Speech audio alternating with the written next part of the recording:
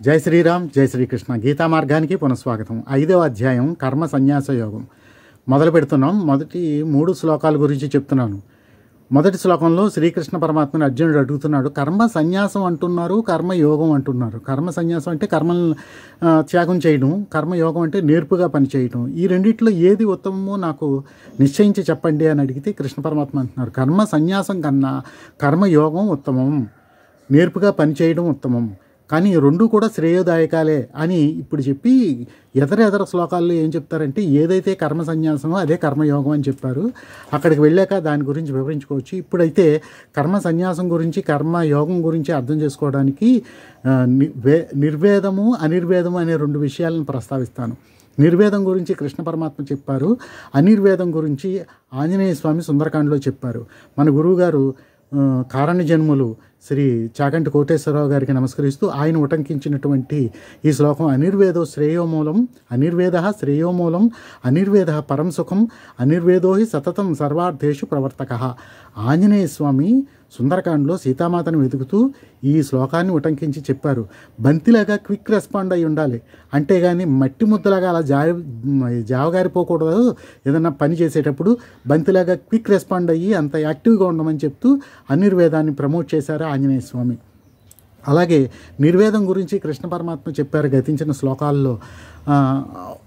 Rest తీసుకోవడం అన్నమాట. అంటే పని చేసిన తర్వాత రెస్ట్ తీసుకోవాలి, కానీ పని చేయకుండా రెస్ట్ తీసుకుంటే అది బద్ధకం అవుతుంది. తర్వాత దానికి ఏదో పనిష్మెంట్ కూడా తినాల్సి వస్తుంది.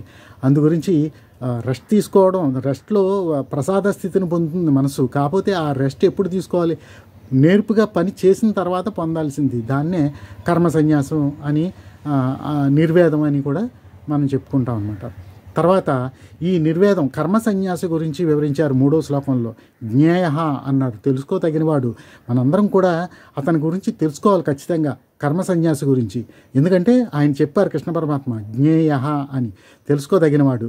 ఏమని తెలుసుకోదగినవాడు?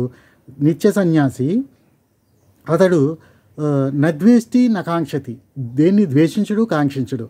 అదేంటి? అలా ద్వేషించకుండా కాంక్షించకుండా ఉండడంలో ఓ రహస్యం ఉంది.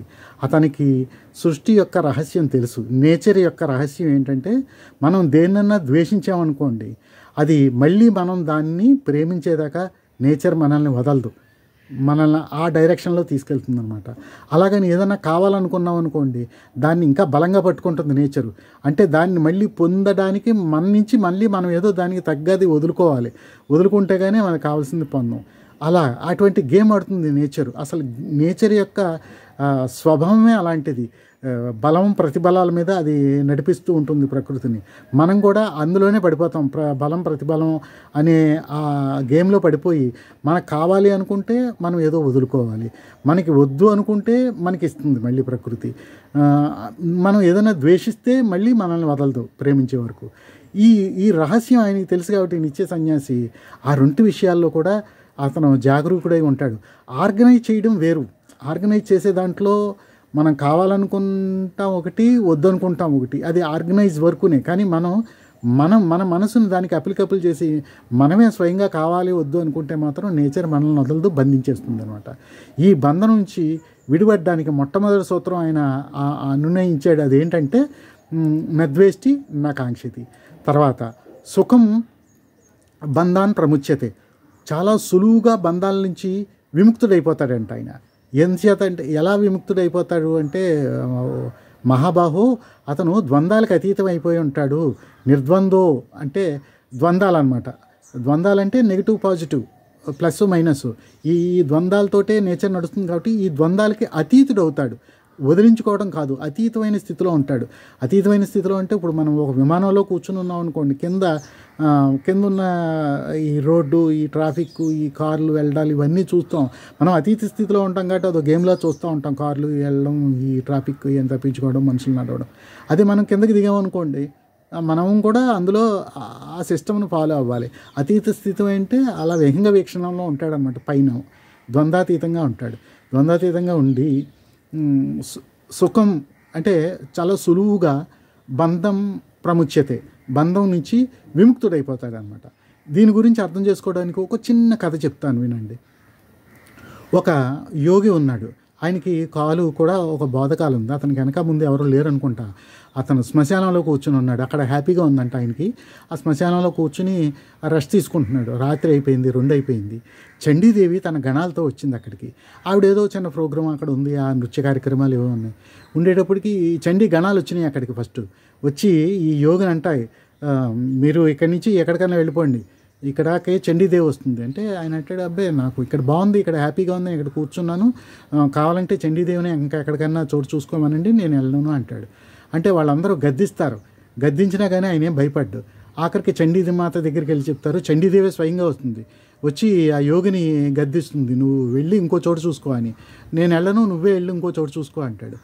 పోనీ సరే నీకు ఏదైనా కోరుకో అంటుంది. నాకేం అవసరం లేదంటాడు.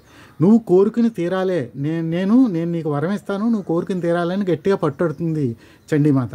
అప్పుడు ఆ యోగి అంటాడు, ఇంక తప్పేలా లేదు, ఈ మాత నన్ను విడిచిపెట్టేలా లేదు, ఏదో ఒకటి కోరుకోమంటుంది సరే అని చెప్పి. ఆయనకి ఒక కాలుకి బాధ ఉందని చెప్పాం కదా, బాధకాలతోటి ఆ బాధపడుతుందని ఈ కాలుతోటి బాధకాలతోటి ఓ పని చెయ్యి, ఈ కాలుకున్న బాధను ఇదిగో ఈ కాలుకి షిఫ్ట్ చెయ్యి, కొన్నాళ్ళు ఈ కాలుకి రెస్ట్ దొరుకుతుంది అంటాడు అన్నమాట. దాంతో అంటే బాధ వద్దనుకోడు అతను, దాన్ని అలా షిఫ్ట్ చేయమంటాడు అంతే. అది ఆ స్థితి అనమాట, నిత్య సన్యాసి యొక్క స్థితిని వివరించేది అనమాట, యోగుల యొక్క స్థితిని. దాంతో చండీదేవి ఏం చేస్తుందంటే ఇమీడియట్గా అతనికి ముక్తిని ప్రసాదించేస్తుంది. అంటే సులభంగా చాలా సులభంగా ముక్తిని పొందడం అనమాట.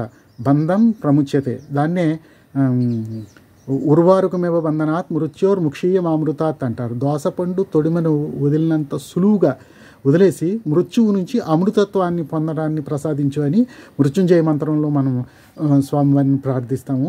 ఈ 3 శ్లోకాల యొక్క అర్థం ఇంతవరకు అయితే ఇది. మరిన్ని శ్లోకాలతో ముందు చర్చించుకుందాం. జై శ్రీరామ్, జై శ్రీకృష్ణ.